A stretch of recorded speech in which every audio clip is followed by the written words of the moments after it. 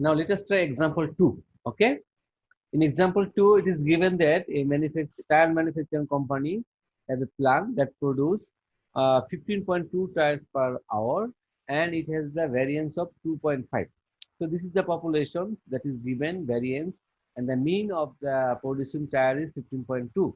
So some for this somebody recommended new machine, which is expensive.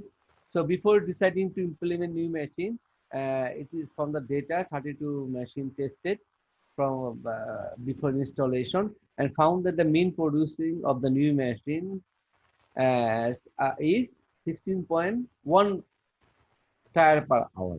So our old machine that is in the manufacturing plant, it is 15.2 hours, and the new machine is 16.1 hours. So is it worth to buy the new machine?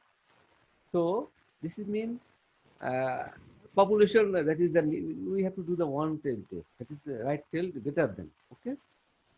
So here, first of all, you have to agree that the mean is equal to 15.2. Null hypothesis you have to agree, and alternative hypothesis you have to say that the mean yield of the new machine is greater than F. First of all, you have to agree that the mean, the production here, reproduction, I wrote the yield, but better than the production, mean manufacturing production of the new machine, that is 15.2, that agree with the our given data, and mean production of the new machine is greater than. So first of all, you have to agree. That is our data coincide with the population mean, the given mean of the production. So in this case, step one, we have already formulated the hypothesis, null hypothesis, and alternative hypothesis. That is the H0 alternative. I told you, you can give it H1 or HA, no problem. So here put in H1, and it is mu, that is it will be OT. So that is the alternative. First of all, it is not OT. That is the same like the population mean. And the second, we agree it is OT. It is better than the old machine. New machine is better than the old machine. So, and we choose here, as we will be very careful here. We choose here the level significant alpha 1%. So 1% error we can do, because as it is very expensive, we should be very careful to decide to buy the new machine. So here take only 1% error we can do. Okay. Now second, then as it is the mean test, I told you mean equal to 1.52 and the variance is given 2.5. So we have to do the one sample mean test for Z test, and we know the how to calculate the Z, x minus x bar minus mu sigma, and x bar I know sample mean, that is we got for the new machine 16.1, and the mu is the population mean, that is the given for the old machine in the factory 15.2, and the standard deviation of the root over of the variance 2.5, we'll get it 1.58, and is the number of sample we took 32 new machine, and if we calculate the value of Z, we will get it 3.22. So from third step, we get the value of test statistic 3.22. Now let us try to find the critical region by conventional method. So as remember, our alternative hypothesis is greater than. So our critical region will be greater than. That is Z will be greater than 3.22. Okay, let us see.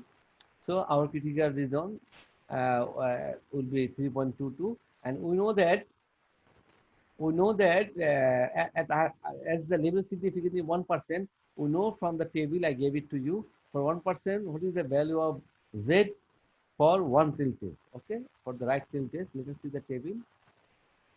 I think it is 2.326. It is 2.33.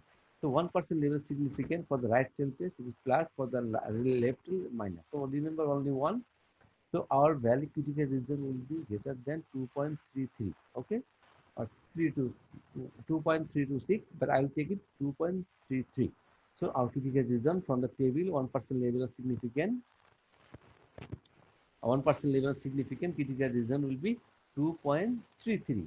So, but our calculated value of Z is what? 3.22. It is greater than 2.3. That is, it is fall in the critical region. When it is fall in the critical region, we reject the null hypothesis. Okay, accept the alternative. As it is the case, our calculated value of Z is 3.22. Fall in the critical region. Critical region is greater than 2.33. We reject the null hypothesis, alternative hypothesis. So we null hypothesis was mu equal to 15.2, that the new machine is equal to production of the new machine is 15.2, and alternative production is greater than 15.2. So we have failed to accept the null hypothesis. We are going to accept the alternate hypothesis. That is, we can say it is highly statistical because our level of significance is 1%. When 5%, simply significant. When it is 1%, we have to say highly statistical significant, that the production of the new machine will be greater than 15.2 at 5% level of significance. So we conclude that it is worthy to buy the new machine, as it is highly statistical significant. We will get the better result than our old machine, which was 15.1. So it is suggested to buy the new machine. Now, if you try the p-value approach, first of all, you have to find the critical region for that is z will be greater than, we calculated value of z is equal to 3.22. So our probability p-value will be z greater than 3.22. So as I know, probability is greater than 1 minus less than. If you go to the table, what is the value of z? 3.22, less than 3.22.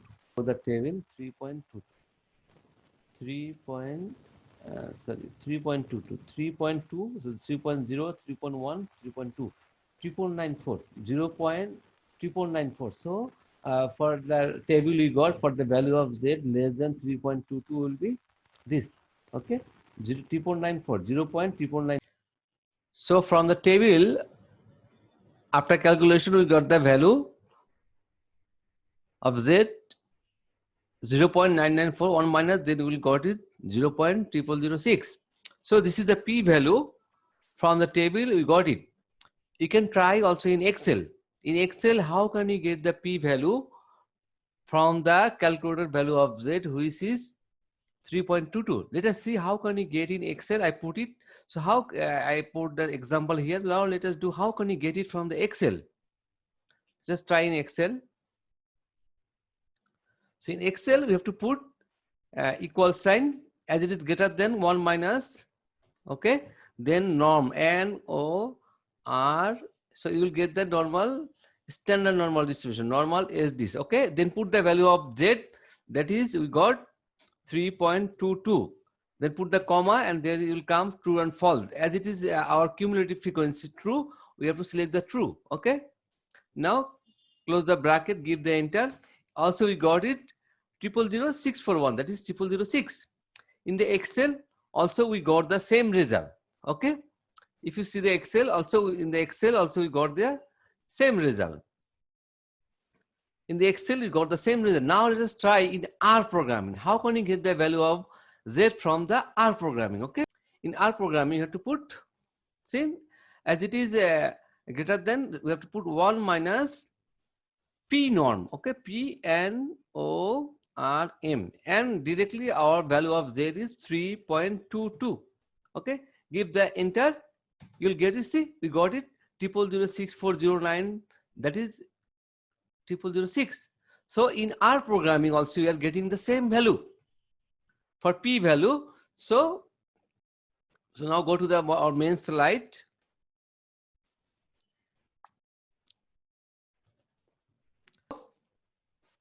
From the tabulated value, from the that table, we got the p value 0006. In Excel programming, also we got the 0006.